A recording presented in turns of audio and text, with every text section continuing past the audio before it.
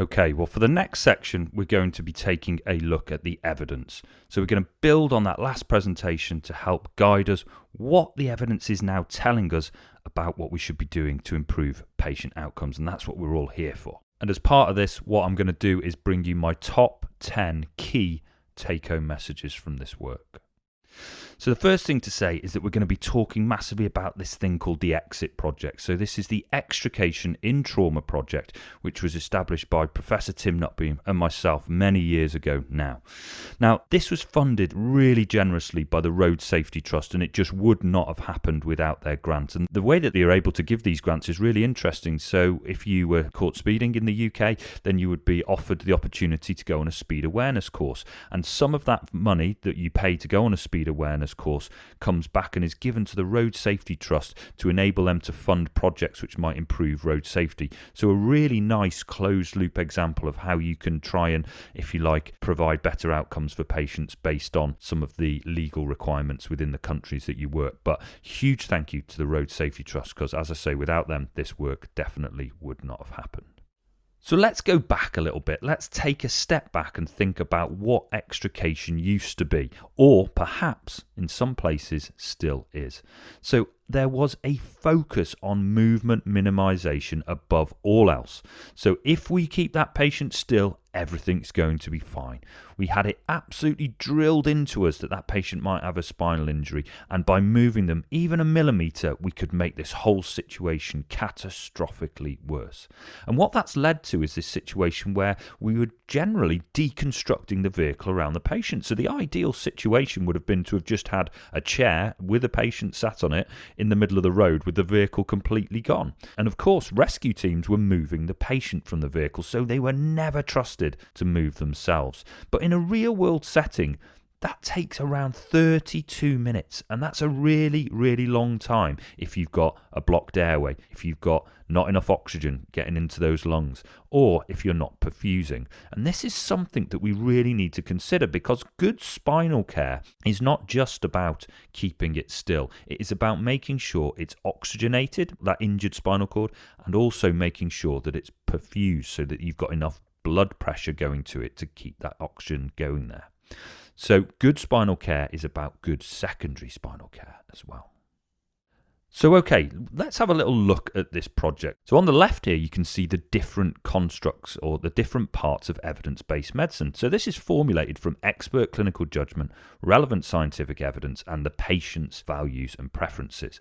And essentially, we tried to model this work all around those principles. So to look through this through the lens of evidence-based medicine, specifically looking at how we can improve patient outcomes. Now, we set these studies out here, as you can see on the screen. So in the yellow box, you've got the relevant scientific evidence. So we wanted to do a systematic scoping review, so basically to understand why we were doing extrication the way that we were. Then we did some retrospective cohort studies, following that a biomechanical analysis. In the blue box, you can see the patient's preferences and values, and this was a qualitative patient study. And then finally, we tried to bring it all together with this expert clinical judgment to formulate the evidence-based guidance. So let's have a look at what we found. Well, first up, we did, of course, the systematic scoping review. Now on the screen, you can see that this is a really brief overview of what we found. So in 1869, there was the first death recorded by automobile in the UK. In 1926, we first started to collect data on road traffic collision deaths. So from then, we've started to get some information related to patient outcomes and deaths. Now in 1945, well, this was interesting because this was the first time there was a statutory requirement given to the fire and rescue services to provide support to road traffic collisions. So prior to 1945, what used to happen was if you had a car crash, the local mechanic would come out, jammy the door open, bend something back, pull you out of that vehicle and get you on your way to hospital. So in 1945, the first statutory response by the fire and rescue service started to happen. Then in 1968, we came across the first mention of a roof removal. So this was training material which was basically set out to demonstrate this concept for the first time. And fire and rescue services then thought, well, this makes good sense. So if we're being told to keep patients still, this could be something that might help. Then in 1971, well, this was the first time that specifically designed commercial tools became available. So what we're looking at here is essentially the jaws of life. So the first roof removal in 1968, and then the commercial tool manufacturers started producing these devices that were able to cut cars really rapidly in about 1971. But there was this really interesting phase. So between 1970 and 1990, in a UK perspective, there was a chap called Dr. Snook, who was a GP working in the southwest of the country, who started responding to accident. And they basically established a relationship with the Fire and Rescue Service College and tried to produce some standardised training. Now, in this training package, there are overhead projector slides and there are training materials that say the Fire and Rescue Service have killed more patients than they've saved through improper handling of the cervical spine. It also says things like just 1 millimetre of movement can paralyse your patient forevermore. So this was what was being taught in a fire service college. So therefore, we now have this situation where we are told that actually we're causing more harm than good by trying to get patients out of the vehicle. And of course, an entire generation of people that have been involved in road traffic collision response are now informed that they cannot move people. And this led to a situation by the 90s and going into the 2000s where actually we haven't just got the physically trapped patients that we had back in 1945 that the Fire and Rescue Services were attending. Now we've got a whole host of patients. So actually, proportionally, 90% of patients were now not physically trapped within the vehicle, they're medically trapped. So they could theoretically be brought straight out of that vehicle, either with some assistance or without, but they were told to stay still, or they weren't allowed to move, or they weren't allowed to be expedited out of that vehicle quickly. So this has led us to the current situation here. Now this is really important.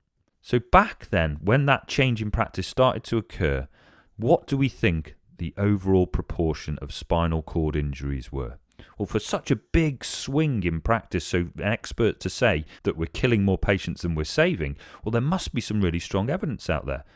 Well, actually, when we had a look back to this paper from July of 1968, the overall number of spinal cord injuries was just 0.7%. So less than 1 in 100 patients stood to benefit from this movement minimisation approach. So just 0.7%. So the first take-home message is that previous extrication strategies do not have a scientific basis. They are based on expert opinion of the time from the 1960s, 70s and 80s. They do not have a solid scientific basis for what we were doing.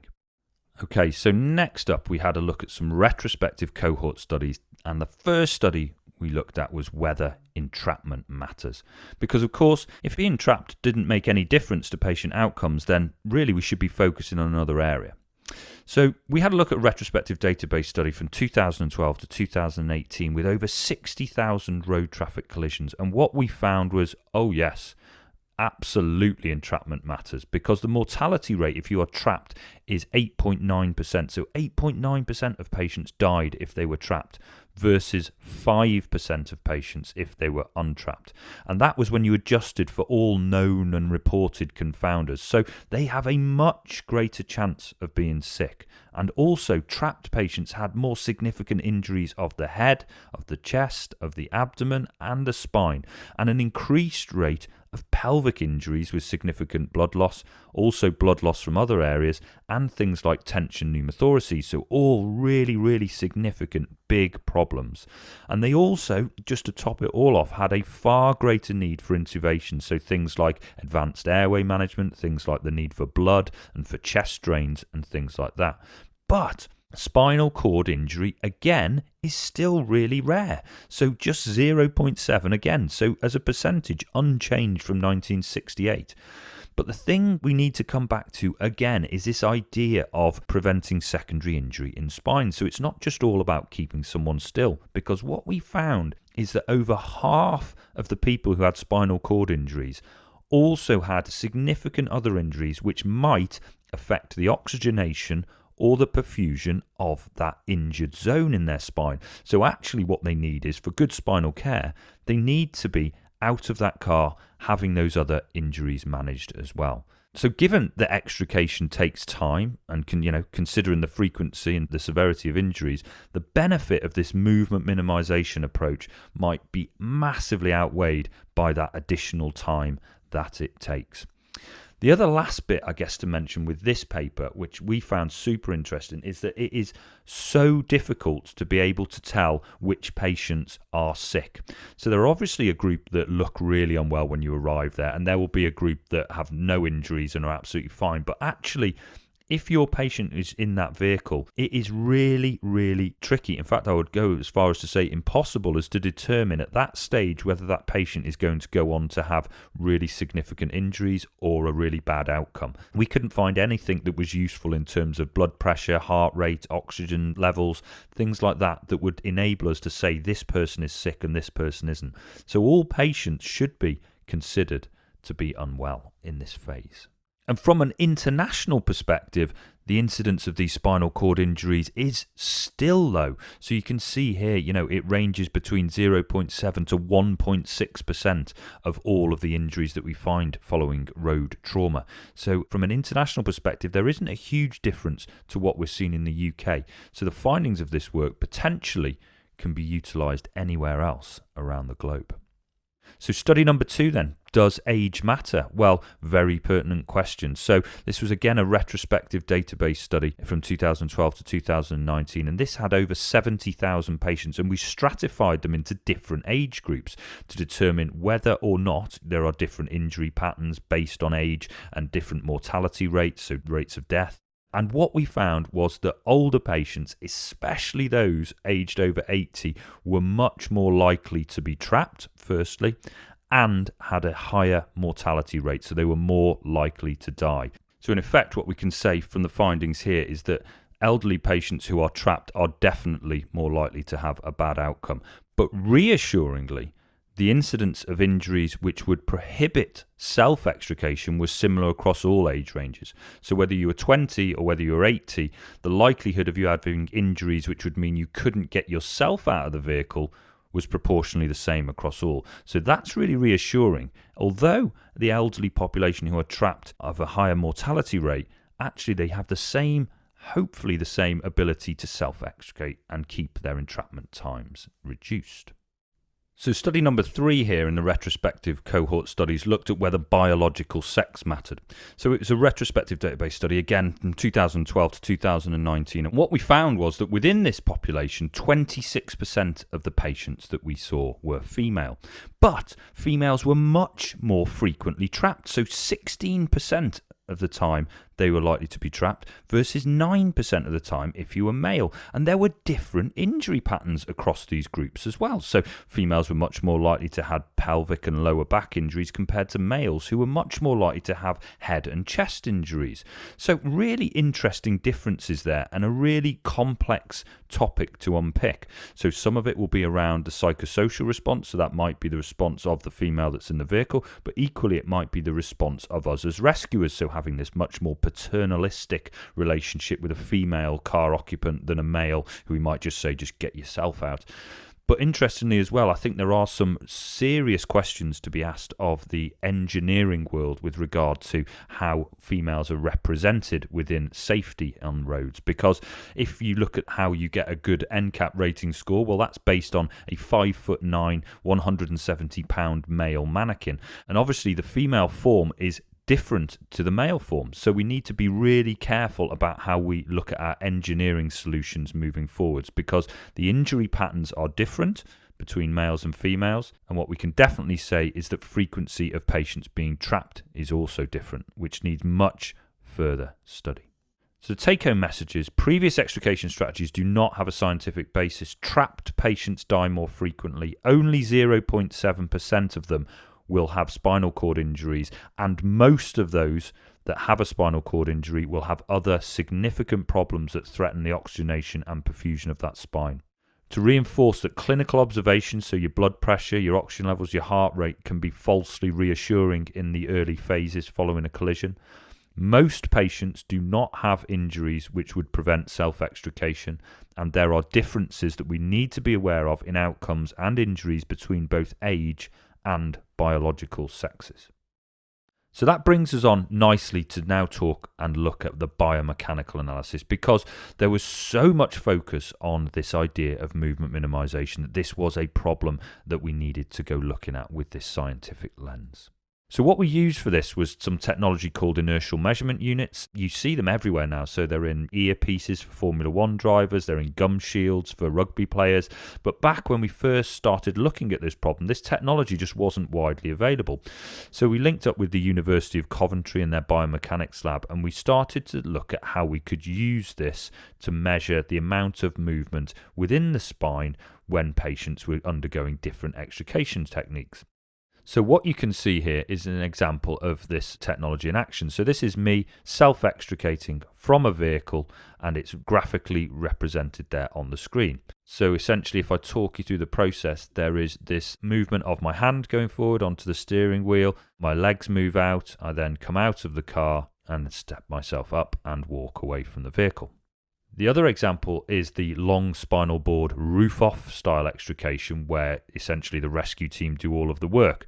So this is again me having that long spinal board roof-off extrication. The chair is being rolled back here. The next thing you will see is the board being slid down underneath me. There we go, with the eye of faith, of course. And then as you get lifted on, and then I will get moved up onto that board and then lay down gently. So this is the technology that we're using to record how much movement was going on in simulated patients' spines when we were doing our studies. So we knew from looking at the previous work that 90% of patients were medically trapped, as we've previously mentioned, so only 10% were physically trapped. So that gave us an opportunity to look at this idea of self-extrication. So if patients were able to get themselves out of the vehicle, clearly that could be done in only a few seconds. That would be much better for the patient theoretically, and they would be on their way to hospital if they needed to.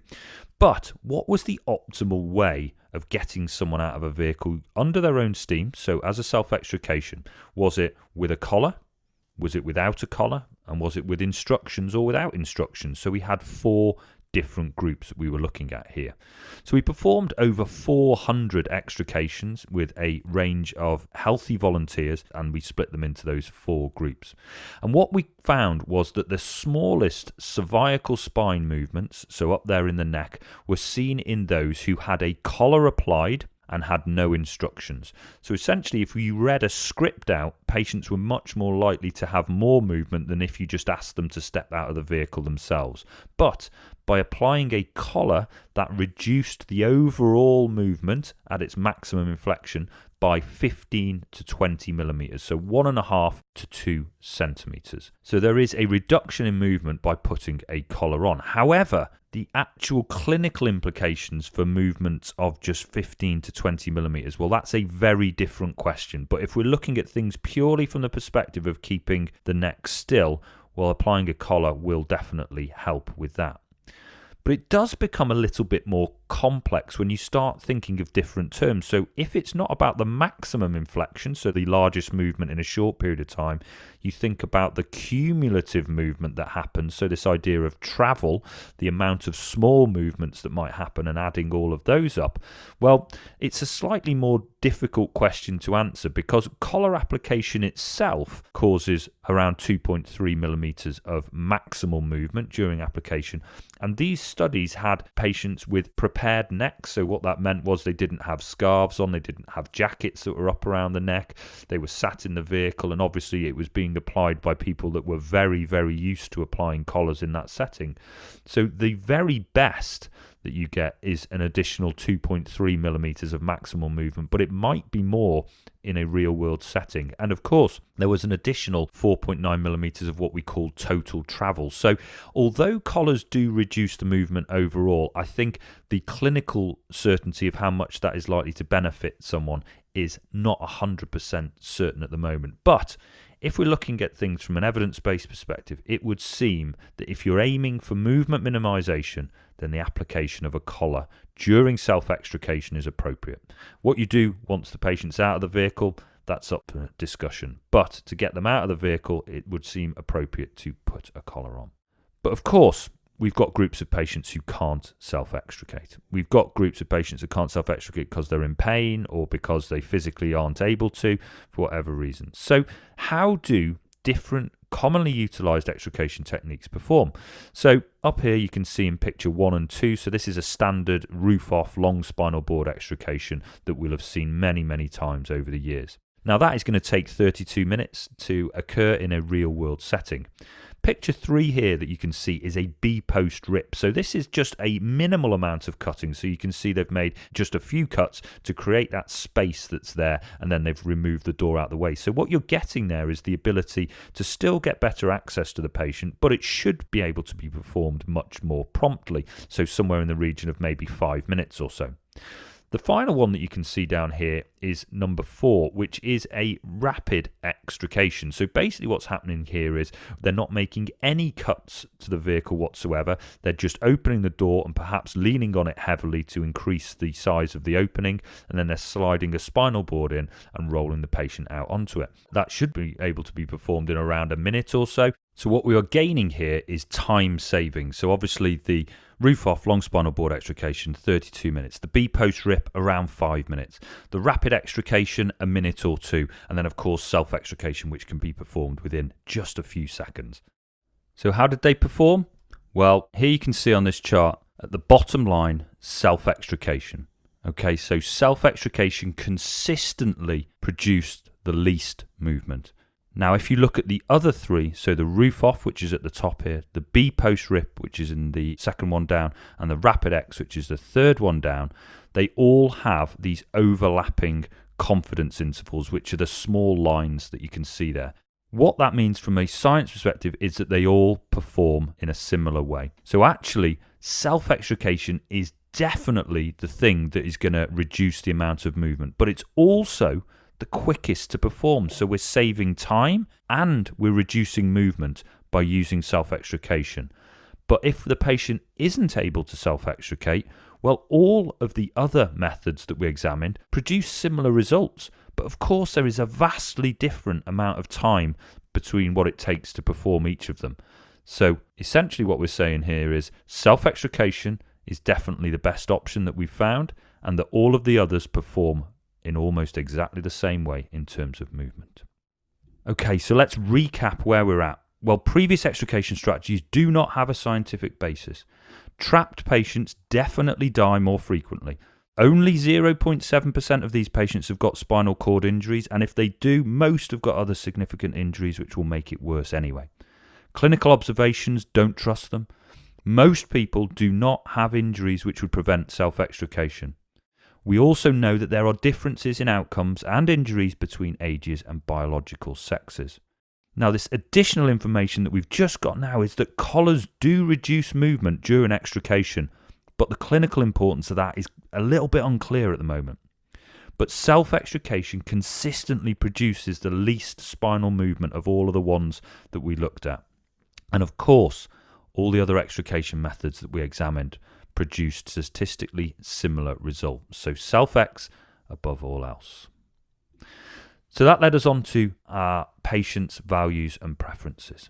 So this was a qualitative study of trapped patients. So 10 patients, 5 of which had spinal cord injuries, 5 of which did not have spinal cord injuries. And this is fascinating because the things that matter to patients are different to the things that matter to rescuers and to clinicians. Okay, so patients didn't talk about timelines of care. They didn't talk about blood product use. They didn't talk about which tools we were using to cut it out. We didn't talk about scene safety. What they talked about was the human factors, the human things that matter to people. Okay, they wanted positive communication. Okay, they wanted you to talk to them.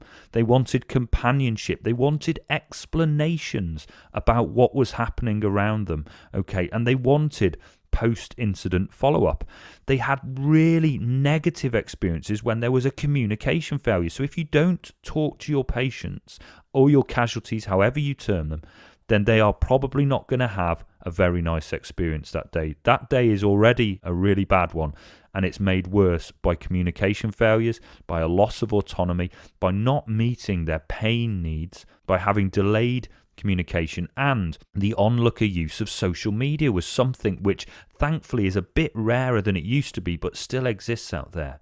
Now, what I would say is that if you are looking at this as in something which you can change tomorrow, which doesn't require your organisation to do sweeping changes to the way they approach extrication, this is the most useful thing. Tomorrow you can go away and provide a better experience for your patients by just being nice to them, by communicating with them. If you've got a member of your team that is available to be their extrication buddy, so to sit with them, explain everything to them as it's occurring, and by talking to them and reassuring them and trying to make them feel safe, that is not a wasted person. For the patient, that will often be the thing that really, really makes that experience more positive. So the final time we'll recap those take-home messages. Previous extrication strategies don't have a scientific basis. Trapped patients die more frequently. The proportion of spinal cord injuries is really low, just 0.7%, and most will have other significant injuries.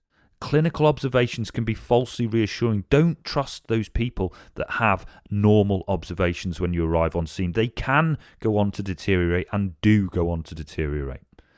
Most patients do not have injuries which prevent self-extrication, so they could potentially get themselves straight out of that car with all that time saving.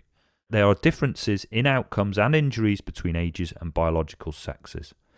Coming on to this idea of movement, well, collars do reduce movement during extrication, but it's by a small amount, and the clinical importance of that is unclear. Self-extrication, though, consistently across all of the experiments we did, produces the least spinal movement out of all of the strategies that we looked at. But if your patient can't self-extricate, then actually all of the other methods perform in a similar way. So actually, why prolong that extrication phase when actually they could be out much sooner and have that same degree of movement? The last thing to say, and almost most importantly, you can do this at your next case that you go to. Patients value communication. If you've got someone that could be that extrication buddy for them, that will stick in their memory for much longer than anything else. So that wraps up the new evidence, and that's brought us towards now where we have something called a Delphi study. So this is essentially a group of subject matter experts, 60 of them, who came together from all of these wonderful organisations, so the College of Paramedics, the National Fire Chiefs Council, the United Kingdom Rescue Organisation, the National HEMS Research and Audit Forum, the Royal College of Surgeons of Edinburgh, and Photon, all represented with subject matter experts to decide what should we be doing with extrication. And this is where you will find 91 statements that have either reached agreement or disagreement on how we should be performing extrication now in the modern era. And there is a huge amount to cover in here, and I'd encourage you to go and have a read of that. But this has led on to, and has informed, in fact, the consensus document which James will be covering for us shortly.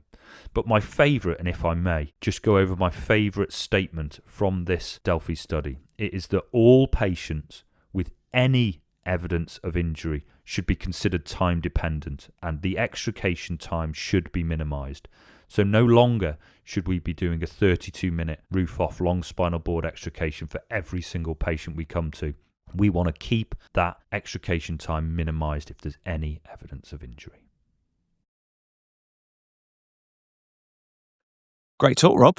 Thank you very much. Painful to say, but really interesting. I mean, it's really interesting facts and figures that are in there, which I think really fly in the face of what we'd all thought about in the past, what we thought the facts were, and also, I guess, informed our practice, because we're talking about a really low rate of spinal cord injury, aren't we, here? We're talking about, I think you said, less than 1%. And we're talking about those spinal cord injuries, also a significant proportion of them having other injuries as well, which are going to be very often time critical. So that really flies in the face of what we thought. What does that mean for our care, I guess, that we're then going to be giving on scene? Because it's got to affect it. Yeah, well, I mean, I think the first thing to say is that, spinal cord injuries do still exist out there. Of course they do. We see them. And it's not downplaying their importance. But what it's saying is that as an overall proportion of what we see, it's a really small percent. And actually, the big winners are those patients who have got other injuries that need to be on their way to hospital much sooner. And of course, as we've shown with the biomechanical analysis, the previously thought extrication methods that we thought were gold standard, keeping a patient still, movement minimization as an absolute primary focus, just aren't justified in that way, and they don't perform the way that they thought they did. So essentially what this means for me is, I think when we arrive on scene, we've got these groups of patients who may have a spinal cord injury. It's only 0.7%, so proportionally very low. But the important bit about that for me is that if you think about primary injuries and secondary injuries, and what that means if you don't talk medical very often is there's a primary injury that occurs at the point of time when the injury happens. We can't repair that. That's been and gone from a central nervous system spine point of view. So then all of our care after that focuses on secondary injury and preventing that. So basically what we're saying is the best thing for that spinal cord, if it's injured, is to be perfused and well oxygenated, and you cannot do that while you're still bleeding in the car. You can't do that while you've got an occluded airway or you're hypoxic because of a chest injury.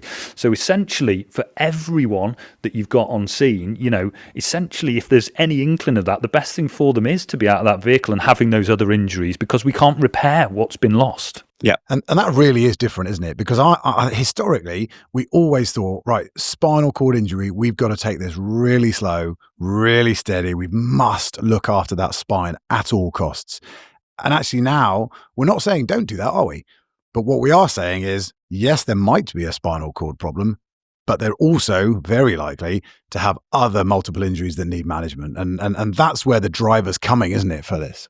Whatever we're doing has got to benefit the patient. So if keeping them still doesn't benefit them, then we need to stop keeping them still. We need to handle them gently and treat the injuries that we know are killing people to reduce the disabilities and the deaths that we see going forwards. It's just as simple as that, really. This time period's important. So what we do in it needs to be focused on getting the best outcomes. And looking at this, the best thing for the patient is not to be kept still and have a car deconstructed around them. That makes sense. So I guess the other thing that's probably worth just touching on is a little bit from my mind, and the thing that I was absolutely, astounded by was just how poor clinical observations are as a predictor. It's a bit disappointing, wasn't it? Well, because it makes it easy. Not surprising. If you've got a number to hang on, then it makes it easy, doesn't it, to say, actually what we're going to do here is get these ones out, but not these ones out. So what do you think that means on scene for you two, when you arrive there? What all of this work is confirming is that we need to have a really high index of suspicion, don't we, that there are serious time-critical injuries that are ongoing. And we know, both observations on the patients and clinical examination is not a perfect assessment. And things reveal themselves, but they often reveal themselves after you wish you'd known it and you wish that you'd driven the scene forward and driven the patient care forward. So I think, this is very much a focus on time, great care, but we need to be aware that we may not recognise how sick that patient is when we first come to them. Yeah, absolutely. And getting them out of the car is almost part of your assessment. We shouldn't see them as sort of discrete episodes. We need to get the patient out of the car to accurately assess them, because you just can't do it in the car, despite what we would really hope we can do. It's now been shown that we really can't. And you're absolutely right, Rob. There's those sort of the extremes of patients, are there? The ones that are fully conscious, absolutely fine, chatting away to you. And then there's the ones who are unconscious and clearly an extremist. It's really clear what to do with those. Yeah. It's this kind of zone in the middle where Which is I think a big zone, isn't it? Massive Big zone. Yeah. And I think historically that's when we get really embroiled in assessment as clinicians. And we now know that that's probably wrong. And actually we need these patients out of the car in a patient-focused fashion so that we can then get our nice detailed assessment undertaken. Absolutely. And this isn't criticising any particular group of clinicians or anyone's assessment. We've seen from evidence that the very best clinicians in the world cannot accurately predict, injury patterns afterwards. So it's not saying, if we give Simon a bit more training because he's a doctor, he can do it, or if and Rob's rubbish. It might be valuable. But it might be valuable, yeah. But what it's saying is, it's really difficult for everyone. No matter how focused you are, you can be the most highly trained, most professional, clinician, trauma lead, whatever it might be. Yep. It's tough, and it's fact. I would argue it's impossible for a huge chunk of those patients that fall between those two norms. Yeah. So, yeah, difficult, but at least we've got a little bit of evidence to guide us now. And I think, when I finished up, we were talking about the Delphi study, which has led us on to like the next stage, in effect, of to how we're going to apply that in clinical practice. And that comes down to the consensus guidance. So I believe, James Yates, you're up next. I'm ready.